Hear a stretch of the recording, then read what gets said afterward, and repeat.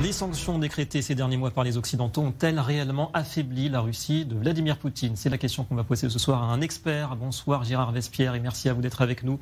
Expert en géopolitique, fondateur du Monde décrypté.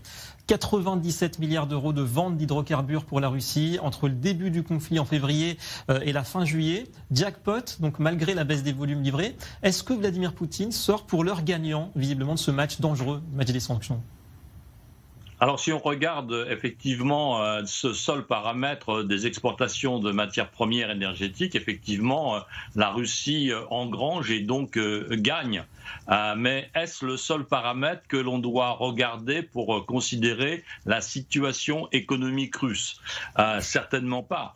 Il faut peut-être regarder aussi du côté des importations, regarder au côté du taux d'inflation et du taux de la Banque centrale. Alors que se passe-t-il dans l'économie russe à l'intérieur du pays? Eh bien, on est dans des inflations tout à fait records, n'est-ce pas? Bien au-delà de ce qui se passe aux États-Unis, bien de ce qui se passe en Europe, on est à plus de 15% d'inflation en Russie.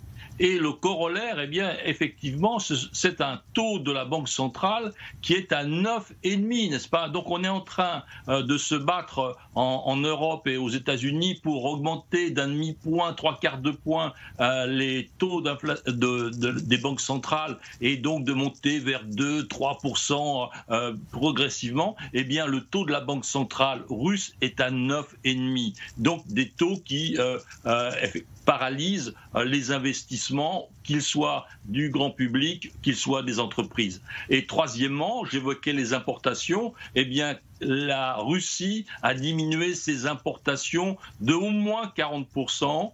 Le seul marché de l'automobile a régressé de 80% depuis le début de la guerre. Donc voyez-vous, si on regarde l'économie russe dans le détail, l'économie russe est mal partie. Voilà, vous nous parlez effectivement des problèmes de la Russie du point de vue économique, mais est-ce que ce ne sont pas les Européens, aujourd'hui bien plus que les Américains d'ailleurs, qui vont payer quelque part l'addition des sanctions? Est-ce que politiquement, économiquement, l'opinion en France, en Allemagne, va pouvoir accepter longtemps encore de se sacrifier quelque part pour l'Ukraine, avec justement l'inflation aussi, même si elle est moins forte, comme vous le dites, qu'en Russie?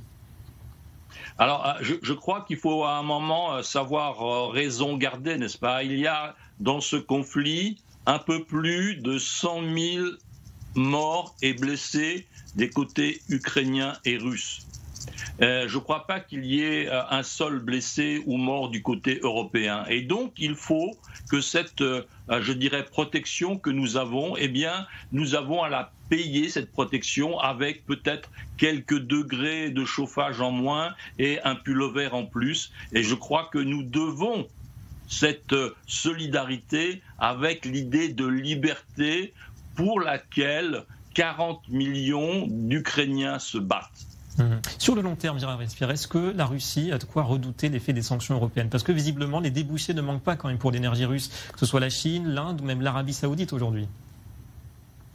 Vous savez, c'est un jeu à somme nulle, l'énergie.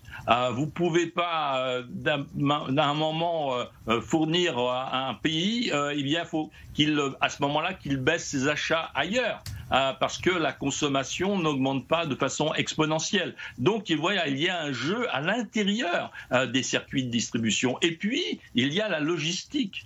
Vous savez, les gazoducs russes, où sont-ils dirigés? Eh bien, ils sont dirigés à 85-90% vers l'Ouest, vers l'Europe.